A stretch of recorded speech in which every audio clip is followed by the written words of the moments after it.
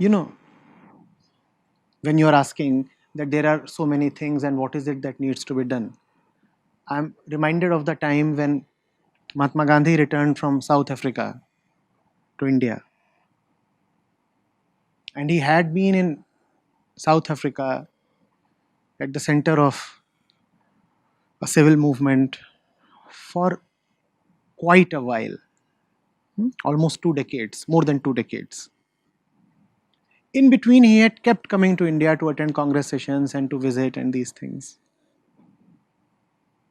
But there was not much depth in those visits. So finally, when he left South Africa for good and landed in India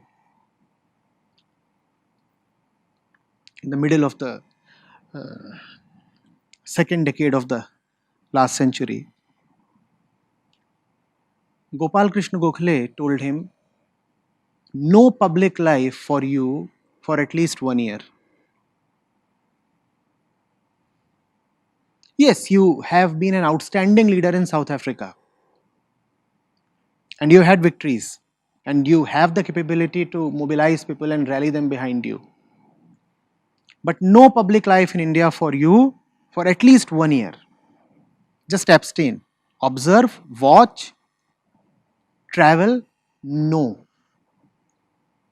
First of all, read this country. Because there are just too many things at too many places. You cannot blindly rush into anything. At the same time, you cannot wait for long, Gandhi. You are already in your 40s. You are already in your 40s and you are well equipped to do something. The kind of experience, the repository that you have cannot be allowed to go waste. It must be put in the service of the nation. But it cannot be immediately rushed. So have some kind of a sabbatical for 1 year. Gandhiji considered Gokhale his teacher and he followed the advice. He just kept studying. He said, there are so many things happening in this vast land. From Burma till Afghanistan, from Tibet till Lanka.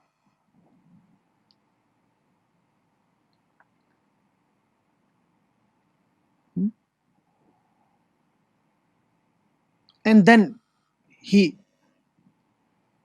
started to get a handle on things. Then came the Champaran movement. It's not that he had consciously selected to be in Champaran. That too was a kind of an accident. But then when you are prepared, then very solemn accidents happen with you.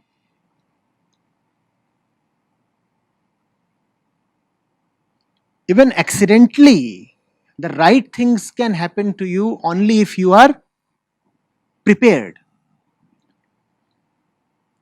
So Gandhiji knew that there was something that needs to be done, but I don't yet know what is it that needs to be done. Just like your question, there are so many things happening everywhere.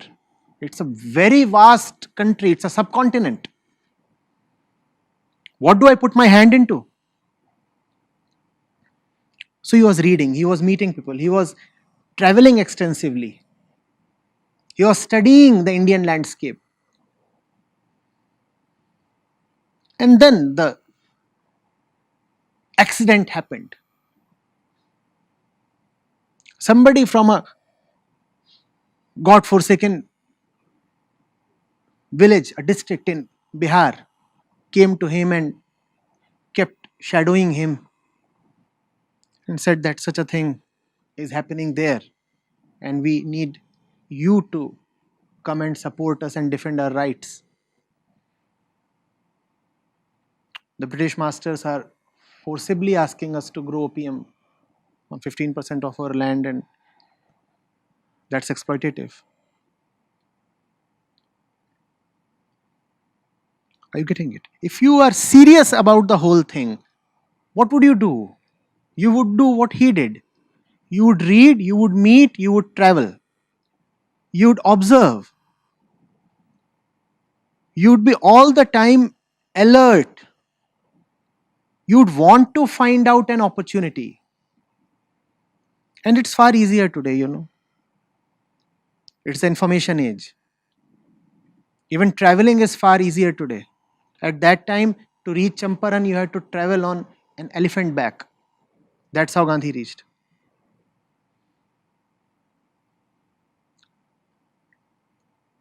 Today, all these things are available. You can fly to the Amazons if you want to. And you don't need to fly because all the information is available. The videos are there, the perspectives are there. What is it that you want?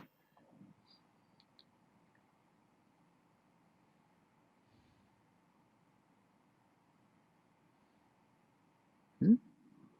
So, your sincerity is judged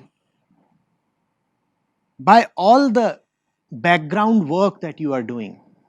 You cannot say you want to do good to the world. You cannot say that, for example, you are very concerned with climate change and you do not know the scientific basis for all that is happening. You cannot just rush into some activity or the other. You cannot become a social media warrior or a placard soldier without knowing the fundamentals. Don't you want to study the science first? Don't you want to know what kind of actions are best suited if you want to fight this catastrophe? And if you do not know what action is best suited to fight it, how are you taking any action? I'm asking you, with no bias against tree plantation, how do you know that planting trees is the best way to counter this menace? Do you have the numbers? Without having the numbers, why do you just want to offer a nominal service to the cause? Hmm? Must you not first of all study the UN reports? And there are so many other organizations keeping a watch over the climate. Should you not take out time to go through those reports and know what the whole thing is really about? Or do you just want to be a do gooder? Hmm? A society man. It is often fashionable to do all these things.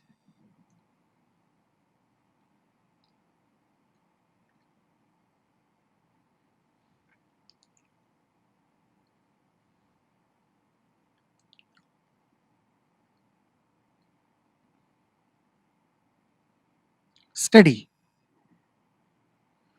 And then act with total commitment and determination. If your action is founded on the basis of understanding, then your action becomes irreversible.